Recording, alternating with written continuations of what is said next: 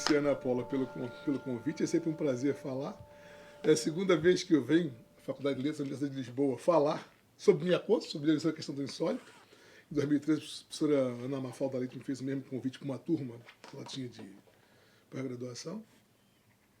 E atendendo a proposta da professora Ana Paula, que pedia que fosse alguma coisa que falasse do meu projeto de pesquisa, mas que motivasse uma discussão, eu procurei fazer um recorte partindo do que eu chamei de as controversas teorias da manifestação do insólito nos mundos possíveis da ficção miyakotiana. Esse miyakotiana, eu sei que quase ninguém usa esse adjetivo, mas eu, desde que comecei a pensar Miyakoto, reuni os dois nomes e prefiro fazer assim. E vocês vão entender pela minha fala porque eu digo que ela é controversa, e na verdade o texto que eu montei é um pouco o percurso para explicar o que é o projeto, né?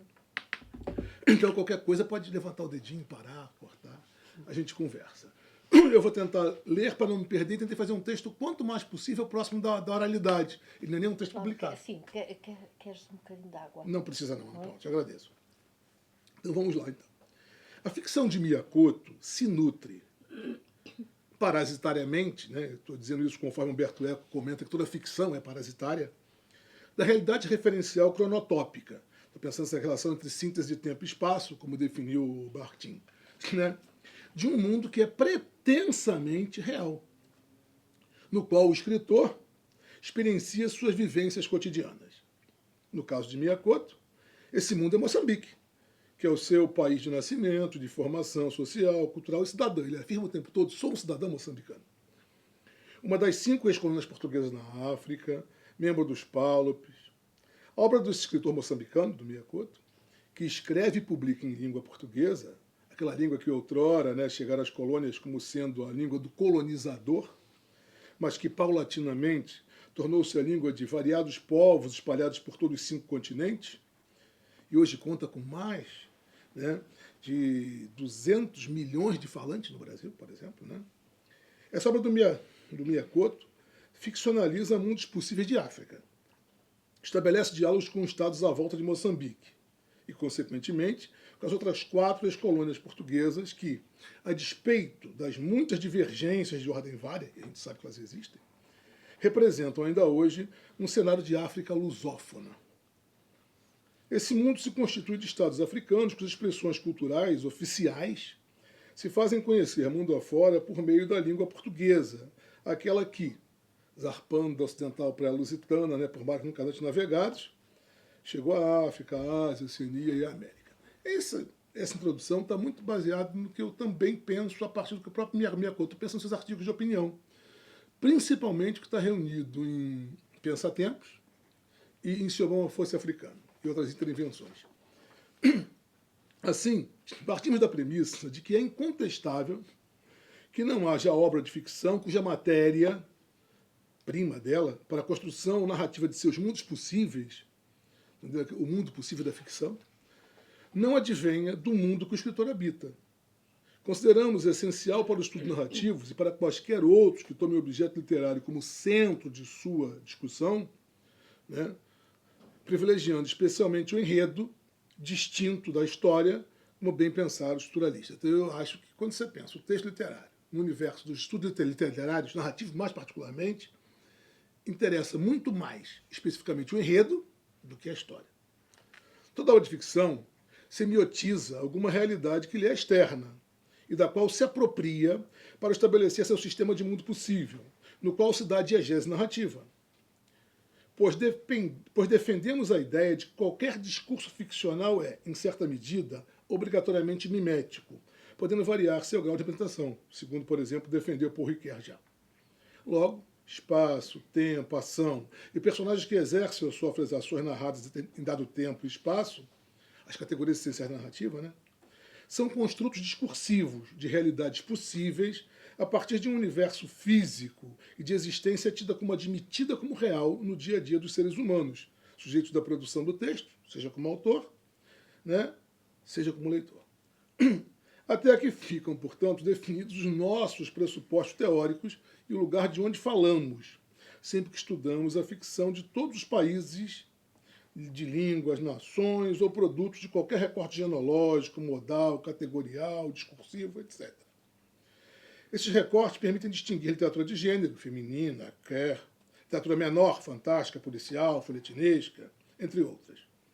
Independentemente da origem autoral ou dos leitores modelo, destinatários textuais, né, ou que se possam perceber a partir dos protocolos ficcionais identificáveis no texto, a literatura de ficção é um construto sistêmico arquitetural, em que seu autor emprega estratégias próprias. Estas estratégias determinam, ainda que possa haver ambiguidades que levem a diversidades, por vezes até mesmo antagônicas, Humberto Eco já chamou a atenção disso, as regras do jogo a ser jogado nos diferentes atos de leitura. E aí vale a pena ver o que Humberto Eco, o que Yaus, o que Iser comentam sobre isso, quando eles pensam as questões dos atos de leitura e determinação. Então, defino aqui, a partir, de certa maneira, de onde falo, por que falo e que instrumentos eu me aproprio para falar. Os novos mundos com letra maiúscula mesmo, de África ou de América, terras colonizadas, por exemplo, pareciam excessivamente exóticos ao olhar do colonizador, branco, eurocêntrico, e eu vou brincar de novo com Camões, singrante de mares nunca antes navegados. Vindo do velho mundo, terra dos colonizadores.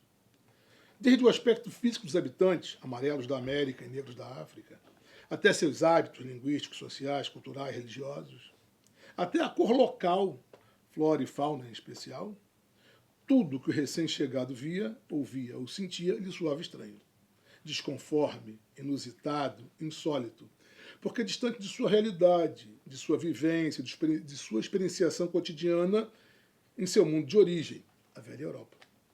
A percepção que esse sujeito outro, alóctone, invasor, alienígena ou estrangeiro, teve desse outro novo sujeito, autóctone, invadido, indígena ou telúrico, correspondeu ao que seu olhar maravilhou.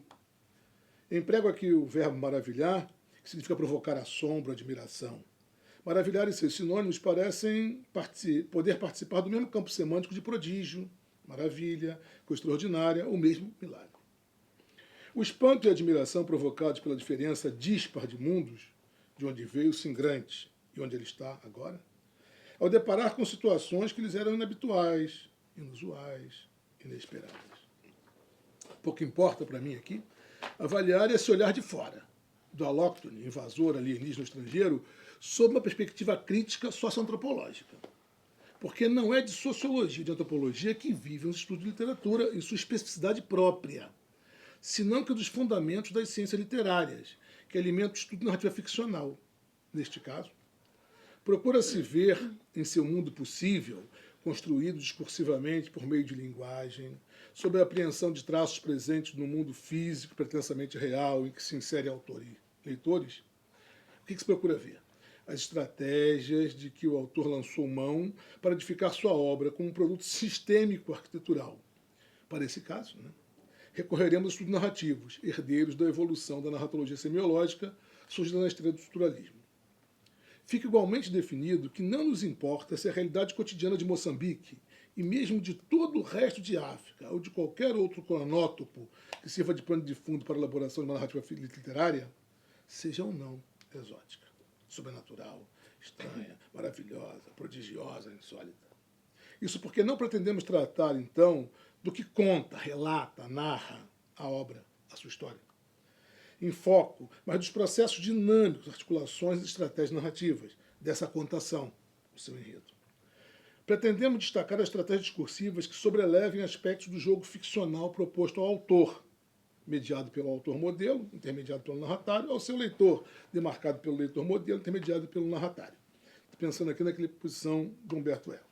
Então eu já defini de onde falo, como é que falo, no que me aproprio, e o que eu estou limpando disso que falo, para dizer, não, a minha preocupação não é o que conta, nem é a questão socioantropológica, é como isso se dá, como essa contação se dá. E aí eu vou agora contar um pouquinho de como é que eu cheguei à literatura africana, e mais particularmente ao Miyakoto, ainda que antes eu já houvesse trabalhado com Ondiak, com Pepe Tela, mas em outra perspectiva, em outra dinâmica, com outro olhar e com outro interesse. Nossos estudos acerca do insólito ficcional, seja ele um macrogênero, um arquigênero, um hipergênero, o sistema acima narrativo literário, uma arquitetura discutiva textual, isso tanto faz, o conceito que vai definir aí vai depender de onde eu olho, se é uma visão macro ou micro, se é do continente para o conteúdo, do conteúdo para o continente, tem se mantido no universo não consensual do sistema linguístico lusófono. E eu sempre digo que ele é não consensual, porque cada vez que você usa o termo lusofonia para falar da literatura portuguesa, parece que você está agredindo. E aí passa de um pressuposto estranho que Portugal não é lusófono, não está na lusofonia e o resto é que está. E às vezes tiram Portugal e o Brasil, o resto é que está.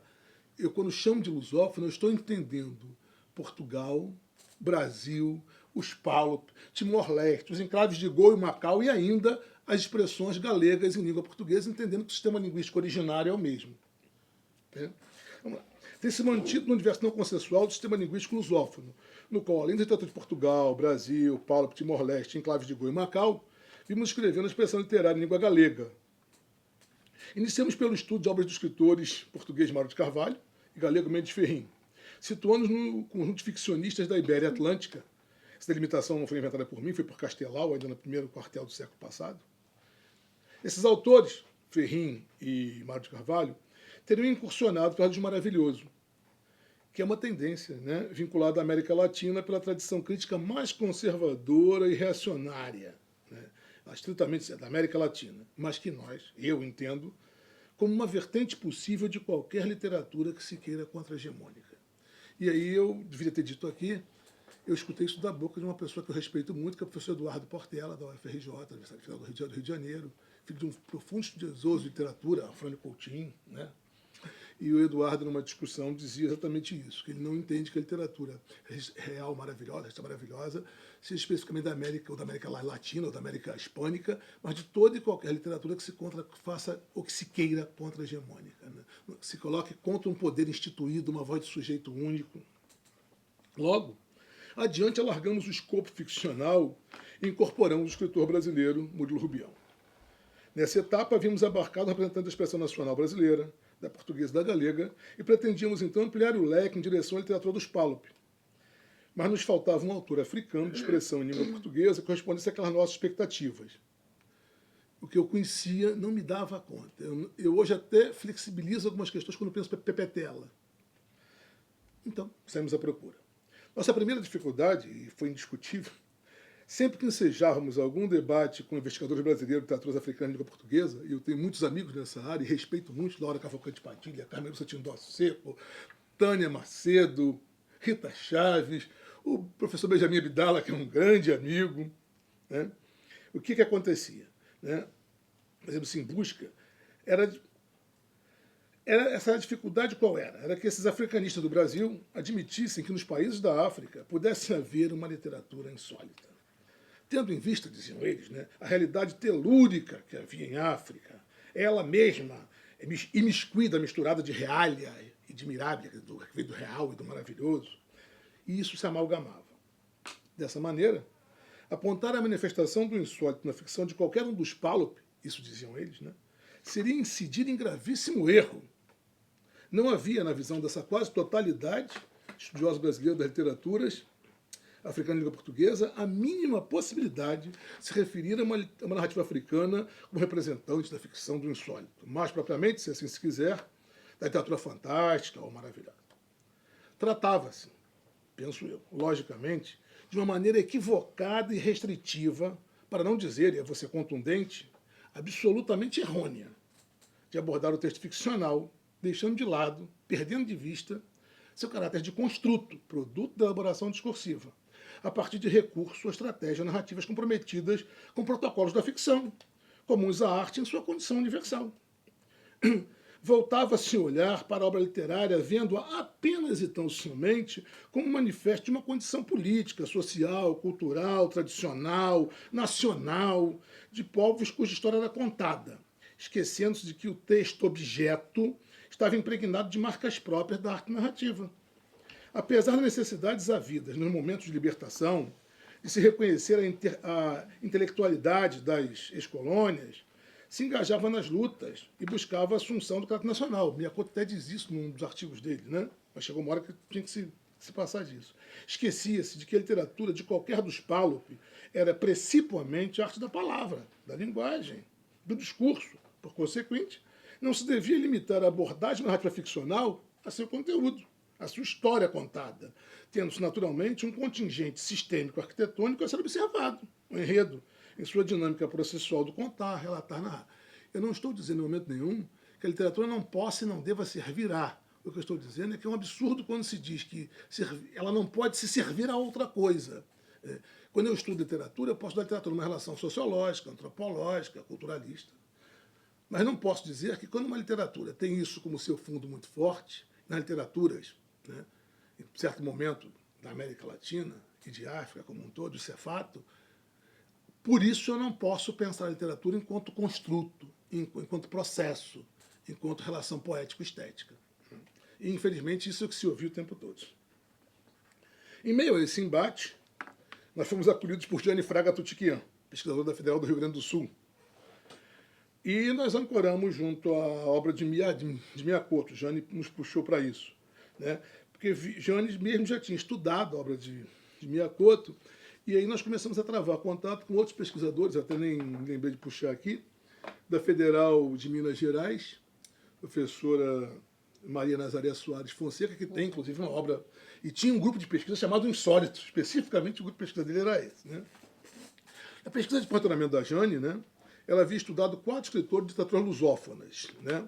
O cabo-verdiano Germano Almeida, o moçambicano Miyakoto, o angolano Petelo, o timorense Luiz Cardoso. É importante dizer que não cabe aqui discutir se a literatura de Brasil e Portugal, eu já disse isso, se encontra ou não no sistema lusófono. A gente tinha usado essa expressão e eu uso a mesma expressão. No livro em que Tutiquian publicou o resultado da sua pesquisa, o título é um livro até bastante interessante, chama-se Velhas Identidades Novas, : o pós-colonialismo e a emergência das nações, língua portuguesa. É de 2006. No capítulo que ela dedica a Moçambique e a Miyakoto, ela se detém na leitura de 25.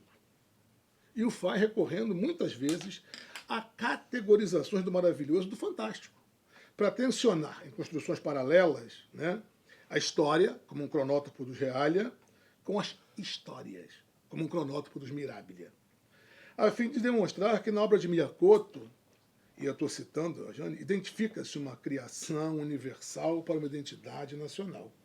Aliás, o próprio Miyakoto, em seus livros do artigo de opinião, Pensatempo e Ciobão, particularmente, reitera o caráter híbrido e universal da identidade nacional moçambicana, que na atualidade se construiria de mesclas de tradições primevas e sequentes. O próprio Miyakoto diz, né, que grande parte das vezes essa identidade é uma casa mobilada por nós, mas a mobila e a própria casa, isso é do Miyakoto, foram construídas por outros. Outros acreditam que a afirmação dessa identidade nasce da negação da identidade dos outros. Ele vai dizer que não. Né? A identidade moçambicana é o conjunto dessas relações, da casa, do solo, que é de um e que é do outro, que por lá passou. E eu estou indo para o final. Orientados por Tutiquian, fomos conduzidos à obra de Miyakoto, tomando por porta de entrada, em escolha meramente ocasional, a varanda do Frangipane. Todavia, tal ocasionalidade foi pródiga, uma vez que essa narrativa apresenta, de modo bastante explícito, exemplos de protocolo da ficção que nos interessavam.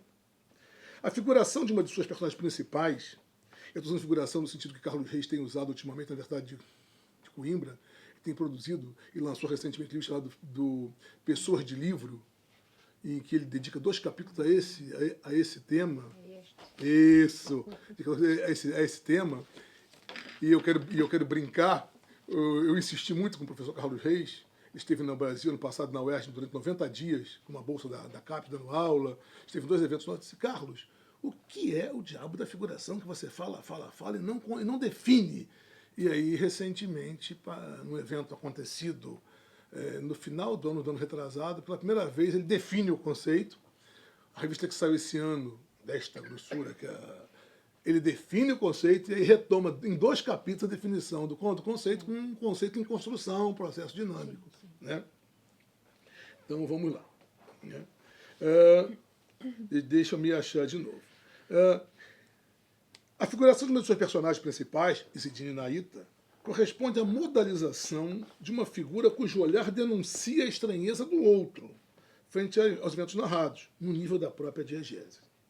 Isidine é um negro moçambicano que se afastara de sua terra natal e estivera estudando na Europa. Retorna a Moçambique em missão policial para investigar o enigmático assassinato de Vasta Excelêncio, diretor do asilo de velhos abandonados do mundo, está no texto fragmento, e que se transformara a fortaleza colonial de São Nicolau. Uma pequenina mancha que cabe num pedacinho do mundo, em outro fragmento, monumento que os colonos queriam eternizar em beleza, mas que estava agora definhando.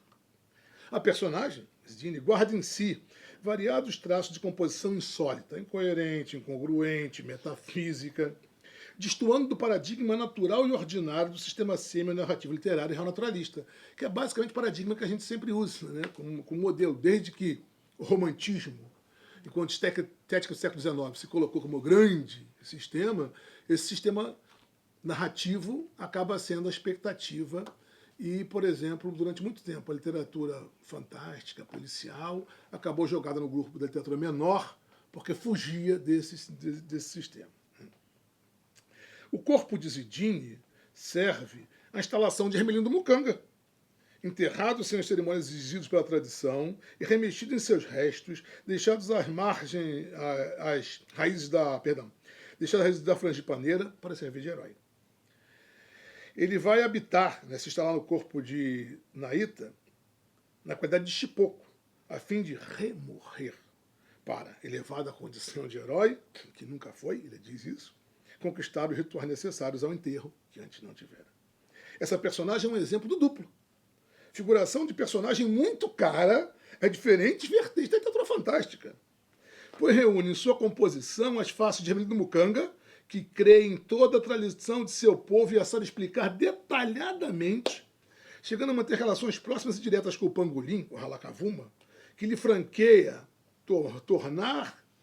tomar nova vida no corpo de Isidine, né?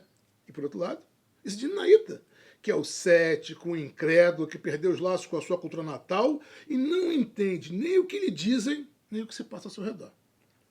Se, logo no início do relato, Mucanga, uma das faces desse duplo, apresenta o camaleão, Halakavuma, o pangolim, mensageiro da eternidade, com o qual convive no fundo da terra, sob a varanda da fortaleza e junto à raiz da frangipaneira, e dialoga com o animal mítico mágico, Naíta, a outra face desse duplo. Somente no final da história, quando se aproxima do desfecho narrativa, vai identificar a presença do ser mágico e demonstrar que reconhece a existência e entende sua função no sistema de crenças locais. Hermelindo é o representante do ser da terra, o indígena, o telúrico, o autóctone. Isidine, do ser de fora, o alienígena, o estrangeiro, o alóctone. São dois componentes opostos distintivos que ocupam o mesmo corpo, a mesma figura híbrida, mosaica dual. Para ilustrar o caráter de composição insólita de Zinaíta, selecionamos 4 breves momentos narrativos. Esses fragmentos de texto demonstram o processo de figuração da personagem. Eu vou de novo ao Carlos Reis, que não se resolve apenas na caracterização, mas que engloba as ações sofridas e exercidas, bem como suas relações com o espaço e o tempo, com o cronótopo, ou seja, dependem do mundo possível da ficção em sua complexidade. Né? Sobre esse conceito, vale a pena ir lá no Carlos Reis, que ele desenvolve muito bem aí. Vamos começar por um diálogo, né, em que o Domingos Mourão, que é um português assimilado e rebatizado por Chidinmigo, explica a Isidine as razões de ele, Isidine, não entender o que os velhos lhe falam, ou de os velhos não lhe falarem o que ele quer saber. Aí o Domingos Mourão diz: me leve a sério, inspetor. O senhor nunca descobriu a verdade desse morto. Primeiro, esses meus amigos pretos nunca lhe vão contar a realidade. Para eles, o senhor é um mesungo, um branco como eu. E eles aprenderam, desde há séculos, a não se abrirem perante mesungos. Eles foram ensinados assim. Se abrirem seu peito perante um branco, eles acabam sem alma, roubados no mais íntimo. Eu sei o que vai dizer. Você é preto como eles. Mas lhes perguntem a eles o que eles veem em si. Para eles você é um branco, um de fora, um que não merece as confianças. Ser branco não é assunto que venha da raça. O senhor sabe, não é verdade? A seguir, temos um diálogo logo do princípio da história, e eu fiz de propósito essa quebra, fui lá e depois eu volto, entre o pangolim, né, o Halakavuma, o bichinho lá, e Hermelindo, em que o Halakavuma lhe fala sobre o indivíduo que lhe vai emprestar o corpo para a morada de passa-noite, morto-vivo, vivo-morto, chipoco. O camaleão comunica-lhe que se trata, né, esse que vem, de um que está para vir. E ele pergunta, qual? E responde, né? É um de fora. Vai chegar amanhã. Logo, Naíta é uma pessoa de livro, né? Estou pegando de empréstimo, a fala do Carlos Reis também já pegou, né? Que vem com o olhar do sujeito outro, porque é um de fora. Merece destaque ainda nessa sequência uma reflexão do próprio Naíta, após Marta Gima, a enfermeira do asilo, apontar-lhe o caráter estranho, estrangeiro, destoante que ele aparenta ter frente aos moradores do asilo. E aí Zidane pensa consigo. Quem sabe Marta tinha razão. Ele estudara na Europa, regressara a Moçambique anos depois da independência. Esse afastamento limitava o seu conhecimento da cultura, das línguas, das pequenas coisas que figuram a alma de um povo. Em Moçambique, ele ingressara logo em trabalho de gabinete. O seu cotidiano reduzia-se a uma pequena porção de Maputo.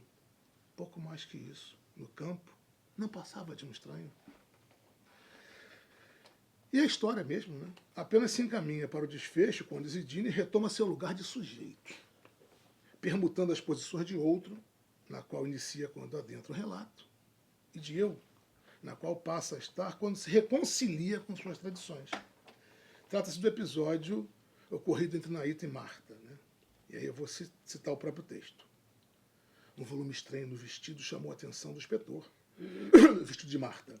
Eles estavam numa cena meio de amor, né? E a cena vai terminar realmente com a relação afetiva do coito. Retirou o chumaçudo objeto. Era uma escama. Mostrou à enfermeira. Sabe o que é isto? Isso, caro inspetor. Me chame de Zidane. Isso, Zidane. É uma escama de pangolim. O ralacavuma. Ele diz, já sei. Esse que desce das nuvens para anunciar notícias do futuro? Aí Marta diz, afinal, você não esqueceu a tradição. Vamos ver se esqueceu outras coisas. Reticência. Ele passou a mão pelo rosto, desceu-lhes carícias pelo peito, desabotoava-lhe o vestido. Seu gesto o convidou a mais se aproximar. Parecia que ela lhe queria entregar um segredo. Colocou-lhe os lábios sobre o ouvido, mas, em lugar da palavra, ela imitou o mar, uma concha. É inquestionável que, do ponto de vista da construção narrativa, esse texto de Miyakoto, como ainda muitos outros, inscreve-se no universo da literatura do insólito, seja fantástica, real maravilhosa, real animista, estando seu protocolo demarcado de maneira bem nítida e clara no entorno da personagem central. Ermelindo, Zidane, Mukanga, Naíta. E não há como negar que no plano da narrativa existe a denúncia desse entrechoque de olhares, que na figura do duplo protagonista reafirma seu caráter como um processo dinâmico do discurso ficcional. Meu último parágrafo. Poderíamos ainda ir ao Último Voo do Flamingo e destacar a personagem Máximo Risi, oficial italiano, inspetor da ONU, enviado a Tzangara para, como diz Naíta, em A Fernanda Frangipane, investigar estranhas mortes. Na figuração dessa personagem, importar-nos-iam, né, a nacionalidade, e aí fiz um comentário que foi inevitável, ainda que se defenda ser ele italiano pelo fato de a Itália ter desempenho relevante, né, relevante papel no processo de pacificação da guerra de estabilização, ainda que eu tenha escutado isso de uma colega, professor respeitado dessa própria casa, quando disse, não, a sua leitura está equivocada, ele é italiano porque é a Itália, ainda que né, não se pode esquecer de que a Itália é o berço da civilização ocidental, e lá está o Lácio, ponto de origem de sua última flor inculta e bela, um verso de Bilag, a língua portuguesa. As ações que ele exerce ou que sofre, também não se pode esquecer isso, as interpretações que elabora no seu entorno. Ele não entende porque não se pode matar um louva-a-Deus. Ele não entende porque a água mina das paredes.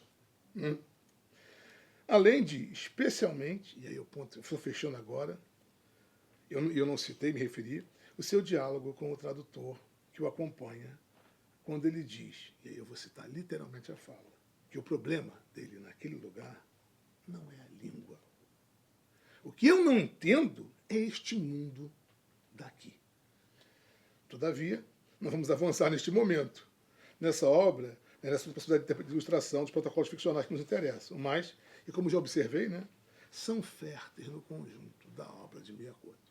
Então o que está me preocupando é aquilo que o texto demarca. E o texto miacotiano, seja ele um africano de fato ou não seja ele um africano branco ou não seja, escreva ele de África ou não escreva, este autor, que publica a partir de Moçambique, que se assume como cidadão moçambicano, que reitera isso o tempo todo, que faz questão de se colocar nessa posição, e que queira ou não queira, pelo menos no mundo de língua portuguesa, no meu país, Brasil, por exemplo, um dos escritores africanos mais conhecidos neste momento, que fez o olhar se voltar para a África, para Moçambique, de maneira muito especial nesse momento, a obra do Miyakoto demarca, enquanto traço da ficção, com protocolos muito claros, a tensão entre os mirábias e os reálias, entre uma visão de uma realidade local física e o espanto, a admiração, a maravilha dessa realidade, com um choque entre um olhar do eu e um olhar do outro. E que, veja, eu não pego por acaso. Esse Dini Naíta é um negro moçambicano que foi e voltou. Eu podia tensionar a discussão até do Xindimingo, do Domingos Mourão aí, que dá um caldo maravilhoso. Por outro lado, Máximo Risi é o branco italiano que veio. Mas nos dois eu tenho a marca, tanto no negro moçambicano, Naíta, como no branco italiano, Risi, eu tenho a marca desse olhar que estranha essa realidade. E se eu quisesse avançar no último voo, que é um romance, é mais longo, né? A narrativa também só se resolve quando o Risi começa a entender esse mundo que ele não entendia naquele desfecho final, depois do contato com o pai que pendura o esqueleto, e assim vai. Espero que a gente provoque alguma discussão. Obrigado pela paciência de vocês todos. Eu agradeço muito ao Flávio.